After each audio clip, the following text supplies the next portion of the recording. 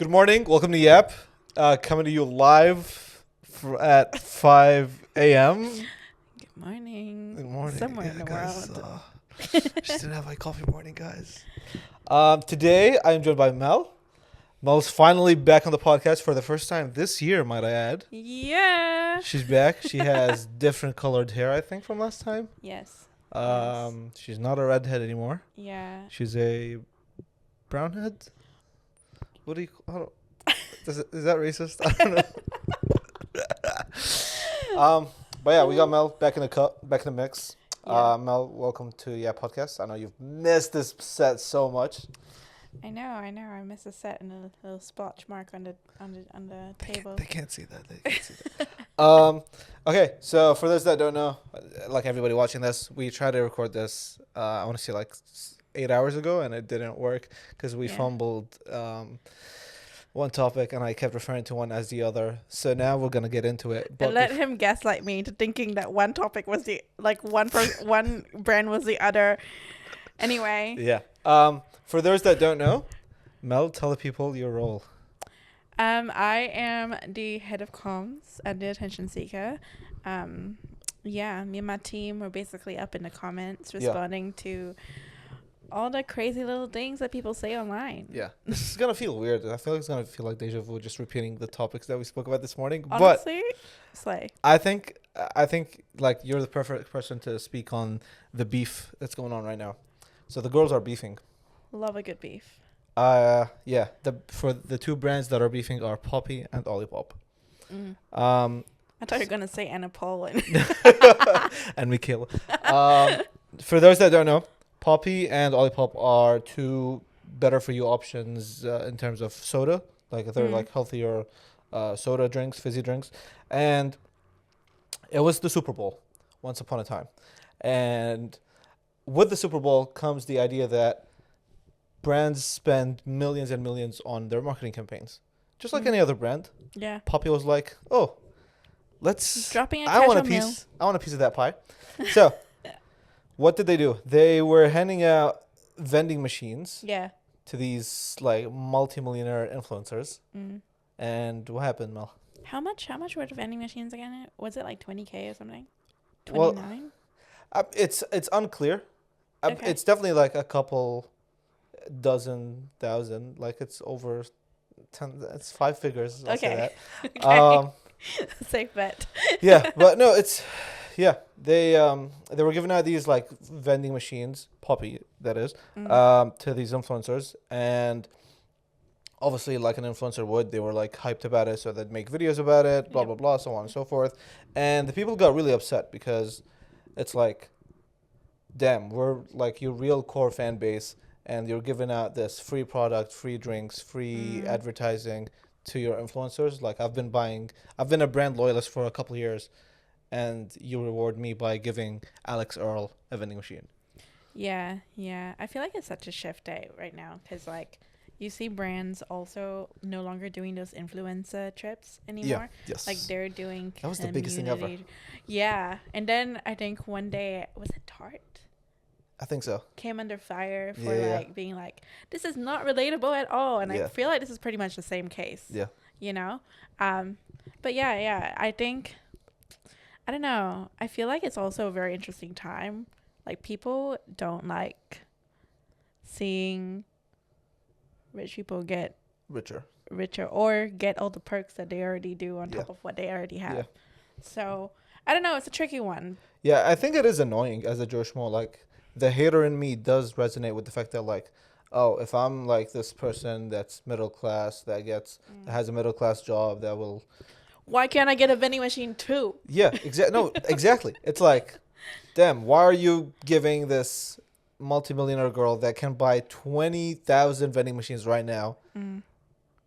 But the whole idea is that like they're only doing that because she has the eyes. She has the eyes? Like she has the audience to show it to. Yeah. Like I don't get why people are mad actually. Really? No. Because it's like, if I'm the brand and I'm giving out product, if I'm took me on such a roller coaster. You were like the hater in me. Yeah. No. No. So now in terms, I'm thinking about it as if I'm the brand owner. Yeah. If I've got like this sick clothing brand, I'm trying to like spread the word out. I'm giving the product is free anyway. Like that is not a cost. But there's a higher return on investment if I give it to a person with 10,000 followers than I give it to a person with like 100 followers. Yes, no? I can see that train of thought. I can follow that. Yeah, I think it's interesting, but like I feel like because so many brands are doing it in that way. Yeah. You know, like when I don't know, with trends, like they go through a cycle as well, and like the minute 1,000,001 people do it, it's just no longer cool. Yes, it gets Case saturated. In point, and then it got really like cringe. Yeah. Yeah, that trend. Sorry, way back in COVID days. Yeah. But yeah, I think like we've had so many years of brands just like slapping a face on their products for the sake of like tapping into their audience. But like, I don't know. I think people really want to feel genuinely connected to something. Yeah. And I do still think that there's a way, like I do still think that influencers are relevant. No doubt about it. Like there's a reason that people still watch them. But in terms of brand usage, there's like a way to do it, I feel, where it doesn't feel so fake. Yeah. I mean, I was going to be messy and be like, if you're mad about the influencer getting free stuff, just get your followers up. But yes, there's credit to you, to what you're saying. There's merit. No, genuinely, like, I don't know. I don't get the hate. Yeah. Fair. I get it if you're like entitled to this brand that you've been buying from for tens of years or whatever, but like the brand really doesn't owe you anything. That's true, but I think that's also a very like I can see it in the sense of like if you are a customer, because it's like voting with your dollars, right? Like the only reason realistically if your brand or business is successful, it's because people are buying from it. And why are people buying from it? It's because like it's a product that they find useful or serves them in some capacity, whether it be like makes them feel better about themselves or actually improves their lives in some way. But like, I just think that like there is such like a shift, and I feel like people are becoming more and more attuned to the fact that like, look, this dollar I spend has a direct impact on how well this company is going to go. Yeah. And people are recognizing their power. So Poppi was getting so much backlash online, Twitter, X, Instagram, TikTok, whatever, that Olipop, their main direct competitor, actually joined them. I love Olipop. So, low-key. Is it better than Poppi? No, I've never drunk any of them. I just love the branding. Okay, fair enough. So Olipop, for those that don't know, me included, is basically just another competitor brand. Yeah. That does just healthy sodas. Yeah. And they saw all the backlash that Poppi was getting. Would you say Olipop is a bigger brand or no? Oh, I don't know. Yeah, it's interesting. I wouldn't say that I'm like too attuned into the healthy soda world, but they're both big brands, and I feel like they vie for the same level of attention. You know? Yeah, and they're both in like this healthy soda space, so I'm assuming it's not that big. And so when Poppi was getting all this backlash, Olipop actually chimed in the comments of a TikTok, saying, "Oh yeah, and the vending machines cost $25,000 each, LOL," and people took that and went crazy for it. People were like, yes, like finally this Olipop brand sees us as humans, blah, blah, blah. And it just goes to show that like Olipop gained so much from that one comment than Poppi did with millions of dollars behind this big extravagant Super Bowl campaign. I think it has to do with like an understanding of culture. Like Poppi came off really tone deaf when they did that. Especially when it came to their customer, right? The fact that there's like such big backlash is a testament to that. But like, I feel like Olipop understood where the world was at, and which is the fact that like middle class rules essentially at the moment. Like the brands, like it's okay, not to take this in a completely like left field direction, but I'm just gonna briefly touch on there. Is the reason why Donald Trump won, because he spoke to the middle class, he spoke to the people who are struggling economically, and like I feel like it's very easy to say that like, oh, I don't know, it was just like a hateful comment or whatever. But I think it showed an understanding of their customer or what their customer was going to, like what their customer needs or like their reality essentially. Yeah, it was almost like Poppi went for, I don't know, Poppi went for the eyes and then Olipop went for the people kind of thing. Like there's something in there where like Olipop was every hater's best friend in that moment. And they felt validated and they were like, okay, you know what? Just because I'm being so petty and I'm full of hate and vitriol right now, I'm going to say the next time I go to get a healthy soda, it's going to be Olipop as opposed to Poppi. I think it's really cool though because like they're really playing on this because you know the whole like Coca-Cola versus Pepsi debate. Yep. Like you're either one. Yes. And I feel like it's Die Hard as well. Yeah. And I think if they like you can see this as like a random comment, but if they really double down that rivalry, and people were actually like super passionate about being Poppi versus Olipop, they both win. They both win because it's like indifference is the least profitable outcome, right? Like it's like people need to feel really passionate about something, and like most purchase decisions are driven by emotion. So you need love or hate. People need something to rally behind. Yes. Like it's the reason also why like our content and Taz like does really well. It's because people rally behind Joni. Yeah. And they want like Stan's downfall. Their words, not mine. All right, cool. Easy. End of topic. Switching gears to AI.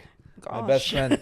Dude, ChatGPT today was bugging the hell out. I don't know if you... I'm a paid user. I have to say that to everybody I know. I pay for ChatGPT. Is it any better paid? Because I use ChatGPT so much. And like every now and then I get the little pop-up that says... You've reached your limit? You've reached your limit, but I just keep going anyway. How? I just open new chat. Wait, does that work? I mean, it works for me, but I mean, like, it's not to the same level, I guess, in the first few ones that you would. But I just keep going. Yeah, that was why I started paying for it. Was the you reach your limit? Like, I'd be needing it for something so specific, and like we're so deep down the rabbit hole in that one conversation that it was like, you reach your limit with ChatGPT 4.0 model, and it's like, no, please. You know, surprisingly, I like thought that it wouldn't carry over to like a new chat, but the information from my old chat would carry over. Cause like, would you copy paste it like how? No, I just like continued the question. Hey, remember what we spoke about yesterday? Pretty much. I just like try my luck, to be honest. Anyway, that's crazy. So obviously AI is the biggest thing ever. We use it every day in our everyday life. It is our best friend. It pretty is much our bread and butter, our second brain. It's taking over so many jobs right now. It's actually crazy. I keep reading these stats. My mom keeps sending me these like articles on WhatsApp about like how AI is about to replace my job and I should start working on AI rather than with AI. Guys, I introduced my dad to ChatGPT while I was on holiday. Yeah. And it was the cutest thing ever. He was like having a conversation with ChatGPT, full blown, and he like was a verbal. Yeah, he was like, "What kind of wine should I?" So, anyway, sorry. Yeah. It's like no, it's kind of similar to that thing. Yeah, I had my dad speak to it, and he was speaking to it like a human, which was really odd. Like it was really weird. My dad too. He was like, "Thank you." Yeah. That's enough now. Yeah. And like my dad would like interrupt it and stuff. It was really funny. Yeah. But yeah, with so much AI stuff around us, human made things are becoming like a rare commodity at this point, kind of. I was gonna say, if you're running into a piece of content, there's a really high chance that it's either completely AI or contributed by AI. And so in these days, it's really hard to run into something that hasn't been touched by AI whatsoever. Yeah. And it's almost becoming like the new flex, or there's almost like newfound value in that thing where like you go like, oh, this hasn't been touched by AI. Oh, only a human put their thoughts into it. Oh, damn, this must be special. This must be really valuable. Almost to the grapevine of like handmade stuff back in the day, or like even to this day. Like, yeah, people love handmade shit. Like, it could be the simplest thing ever, like a mug. If you were to give me a coffee cup that you made from clay, I will cry. And you'll pay more money for that than something from like a Kmart, obviously. At most $70, maybe. 70? Maybe. That's way too, brother. Divide that by 15 and I'm like... Divide that by 15? Yeah, 70. Like, I'll pay for like $3 or something. For something someone made. Well, I just don't give a fuck. Okay. I'm like very sentimental. If someone gave me something they made, I would just be sobbing on the spot and like, I don't know. Add them to the list of my wedding. I don't know. Yeah. No, that's fair. But no, obviously, like handmade stuff has always maintained value. It's always been more esteemed than the mass-produced products and stuff. And we're kind of seeing the same transition happen, or the same comparison happen with this whole AI transition. Phenomenon. Yeah, it's really interesting that like I've ran into some websites where the articles say that this is 100% human made, like not a single word is written by an AI. Interesting. And yeah, I mean, AI is getting so good nowadays that like you could almost do without humans in some aspects, but then the fact that you're choosing to do it humanly makes it a lot more special. Yeah, 100%. I don't know. Ooh, my goodness. Something's happening outside. Yeah. I don't know. I reckon it's really about novelty. Like that whole conversation revolves more so around novelty than anything else. What did you just do to your shoe, bro? I just broke my shoe. Oh dear, Abdel. Damn. Sad reacts for Abdel's shoe. Sorry. Thumbs down. Like. Thumbs down. No. Still Thumbs engagement. up. Still engagement. Hey. If you're on YouTube, you can do that. Yeah. We've been getting. It was scary. Anyway. Yeah. Yeah, I think it's more of a conversation around novelty. Like, it's the reason. Like, I feel like you create demand by positioning something as special. Yep. And in this case, because the majority right now is AI made. Yep. That becomes special. Yeah, it stands out. Yeah. It becomes like the exception, or like it becomes the minority. Yeah, it's like, I don't know. Like, remember back in the day when they did the banana tape thing? Yeah, the painting or the art. Yeah. Yeah, when somebody taped like electrical tape on a banana on a wall. Genuinely, I could do that, but you don't see me paying $1 million for it. Fair. Or whatever millions. Yeah. But anyway. Yeah. So, human made is the new handmade. Watch this space. Now, moving swiftly. Speaking of AI, I actually I did this silly thing this morning on the way to work. As I'm driving, I was texting ChatGPT, and I was asking ChatGPT to write us some shorts that we could recite word for word, line for line. Oh God! I thought you forgot about that. We tried this morning, and it was so bad, Abdel. Okay, let's do it. Let's give it another genuine go. I think it's works. Let's give it a crack. If either of these shorts crack over 1,000 views on any platform, I'm gonna keep doing this every day. Guys, with Mel. Guys, stay tuned. So, based on the last two topics, I've asked ChatGPT to write us two like heavily engaging shorts that will perform on socials. So if this does perform, then ChatGPT is the greatest thing ever. If it doesn't perform, then I'm stop. Like looking up a script. I'm gonna stop my ChatGPT subscription. So here goes nothing. Wait, one second. I need to pull up the script. Okay. Sorry, you like. What? There we go. I found it. Yeah. Oh my God, this is a long script. Okay. Let's go. If you get the gist, just say the thing. You don't have to like say it word for word, but like, yeah. Okay, so Poppi just spent millions on this Super Bowl ad. They have Alex Earl, Jake Shane, all the TikTok darlings. I saw that. Looked big. What's the issue though? Here's the flop. They sent these exclusive vending machines to these big influencers, but completely ignored their actual customers. Oh, that's wild. So it was all about the clout, huh? Exactly. And people were just not having it. They went to TikTok, Twitter, everywhere, and just started roasting the brand. So where does Olipop come in? Okay, so this is where it gets good. Olipop then slides in and just starts responding amongst these angry fans. Damn, that's such a clean win. No money spent, just vibes and perfect timing. Exactly. And that is the difference between chasing clout and actually engaging with your community. And right now, in this world, current times, community wins. Nice. Okay.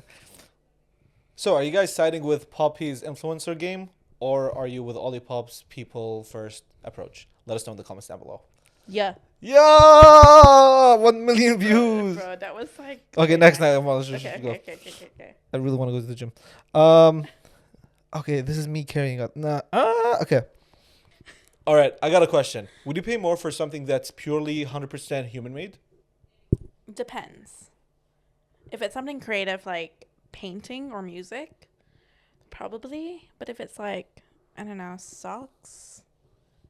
I don't know. I kind of like socks though. I don't know. Fair. But here's the thing. AI is making everything now. Books, music, movies. It's almost like human-made is a new flex. Oh, so like how we pay extra for handmade mugs, but now it's made by a real human, not AI? Exactly. Imagine brands slapping 100% human-made stickers on products and people actually buying them. But are they though? Or are people too broke to care?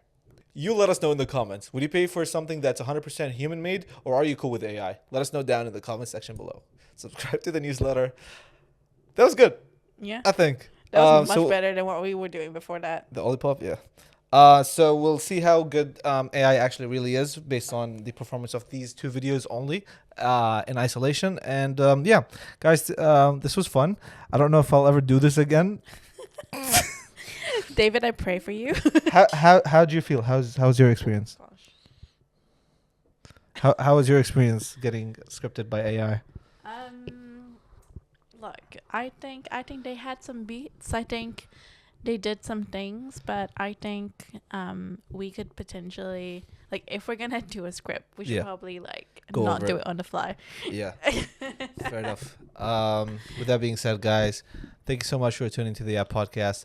Like, comment, subscribe to the newsletter, share, and subscribe to the newsletter. Link is in the description below. See you later. Stay safe. Stay away from AI. Drink healthy soda. Bye.